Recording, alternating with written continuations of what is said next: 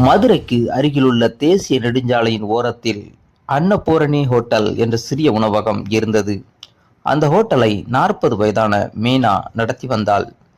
10 வருடங்களுக்கு முன் கணவனை விபத்தில் இழந்த பிறகு வாழ்க்கையோடு போராடுவதே அவளது தினசரி வேலையாக மாறிவிட்டது. காலை 4 மணிக்கே எழுந்து அடுப்பை பற்ற வைத்து இட்லி மாவை அரைத்து சாம்பார் சட்னி செய்து வாடிக்கையாளர்களை சிரித்த முகத்தோடு வரவேற்பாள். வெளியே பார்த்தால் உறுதியான பெண். ஆனால் இரவு ஹோட்டலை மூடி வீட்டிற்குள் சென்றதும் அந்த வீடு முழுவதும் அமைதியாகிவிடும்.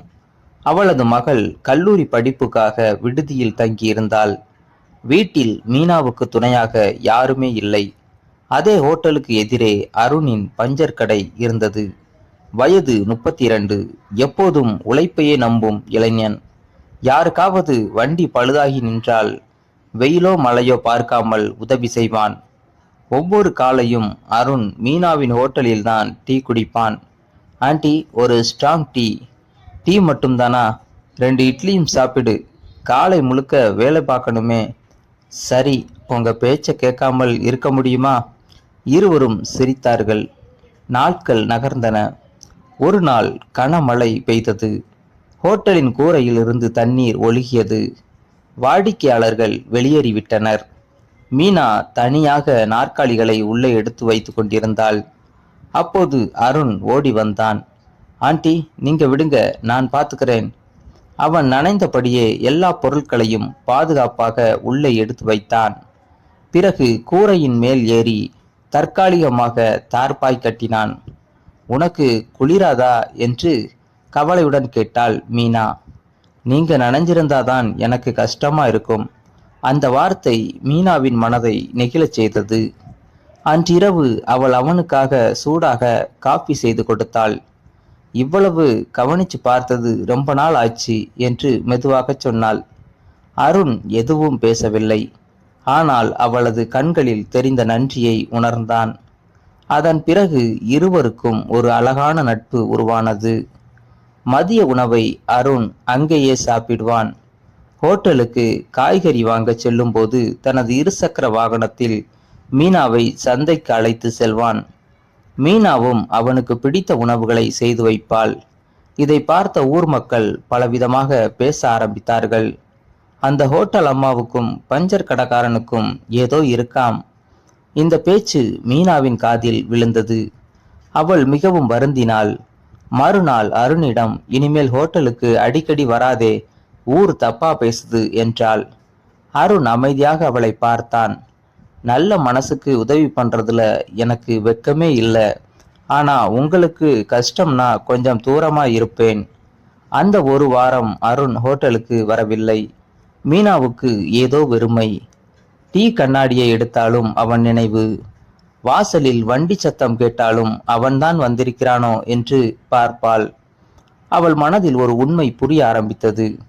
அது வெறும் நட்பு இல்லை. அவனது அக்கறை இல்லாமல் தன்னால் இயல்பாக வாழ முடியவில்லை.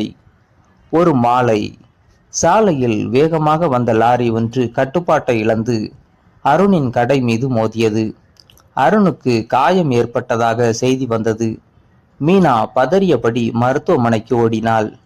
அவளை பார்த்த அருண் சிரிக்க முயன்றான். நான் நல்லாத்தான் இருக்கேன். அவளது கண்களில் கண்ணீர் வழிந்தது. உனக்கு ஏதாவது ஆயிருந்தா நான் என்ன பண்ணியிருப்பேன்? அந்த வார்த்தையை கேட்ட அருணின் இதயம் வேகமாக துடித்தது. அவர்களுடைய உறவு இனி எந்த பெயரை நோக்கி செல்லும்? மருத்துவமனையில் அருணின் படுக்கை அருகே நின்றிருந்த மீனாவின் கண்களில் கண்ணீர் நின்றதே இல்லை. உனக்கு ஏதாவது ஆயிருந்தா நான் என்ன பண்ணியிருப்பேன் என்று அவள் மெதுவாக கேட்டாள். அருண் சிரித்தபடி, நான் இவ்வளவு முக்கியமா உங்க வாழ்க்கையில் என்றான். மீனா சில நொடிகள் அமைதியாக இருந்தாள். பிறகு தலையை குனிந்து, நீ இல்லாத இந்த ஒரு வாரத்திலேயே என் வாழ்க்கை எவ்வளவு வெறுமையா இருந்துச்சுன்னு எனக்குத்தான் தெரியும் என்றாள்.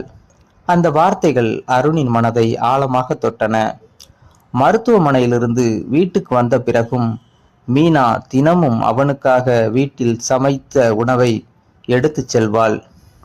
மருந்து சாப்பிட்டியா என்று கேட்பாள். நேரத்துக்கு ஓய்வெடுக்க சொல்வாள். அருணும் அவளது அக்கறையை அமைதியாக ரசித்தான். சில வாரங்களில் அவன் மீண்டும் வேலைக்கு திரும்பினான். ஆனால் இந்த முறை அவன் முதலில் சென்ற இடம் தனது கடையில்லை, மீனாவின் ஹோட்டல்தான். அவளை பார்த்ததும் ஒரு ஸ்ட்ராங் டீ கிடைக்குமா என்று பழையபடி சிரித்தான். மீனாவும் சிரித்தபடி, டீ மட்டுமில்ல, இன்று உனக்கு பிடித்த வெண்பொங்கலும் இருக்கு என்றாள். இருவரின் முகத்திலும் நீண்ட நாட்களுக்கு பிறகு முழு மகிழ்ச்சி திரும்பியது. ஆனால் ஊர் மக்கள் மீண்டும் பேச ஆரம்பித்தார்கள். வயசு வித்தியாசம் இருக்கே, என்ன தேவையில்லாத நட்பு இது? இந்த பேச்சுகள் மீனாவை மீண்டும் வருத்தின. ஒரு நாள் அவள் அருணிடம், நம்ம நட்பு உன் வாழ்க்கையே பாதிக்க கூடாது, நல்ல பெண்ணை பார்த்து கல்யாணம் பண்ணிக்கோ என்றாள். அருண் அமைதியாக அவளை பார்த்தான். மீனா, நான் ஒரு நல்ல பெண்ணைத்தான் விரும்புகிறேன். அந்த நல்ல பெண் நீதான். அவள் அதிர்ச்சியுடன் அவனை பார்த்தாள். வயசு, ஊர் பேசுறது இதெல்லாம் எனக்கு முக்கியமில்லை. என்னை புரிஞ்சுக்கிட்டு என் வாழ்க்கையை மதிக்கிற ஒருத்தி வேண்டும். அது நீதான். மீனாவின் கண்களில் கண்ணீர் வழிந்தது. என்னை மாதிரி ஒரு விதவையை ஏன் தேர்ந்தெடுக்கணும்? அருண் மெதுவாகச் சொன்னான். உன் அழகுக்காக இல்லை, உன் மனசுக்காக. எல்லாரையும் கவனிக்கிற உன்னை இனிமேல் யாராவது கவனிக்கணும். அந்த மனிதனா நான் இருக்கணும். அந்த ஒரு வாக்கியம் அவளது பல வருட தனிமையை உடைத்தது.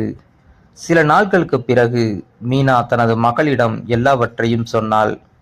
மகள் சில நிமிடம் அமைதியாக இருந்தாள். பிறகு சிரித்தபடி, அம்மா, நீங்களும் சந்தோஷமா வாழணும்.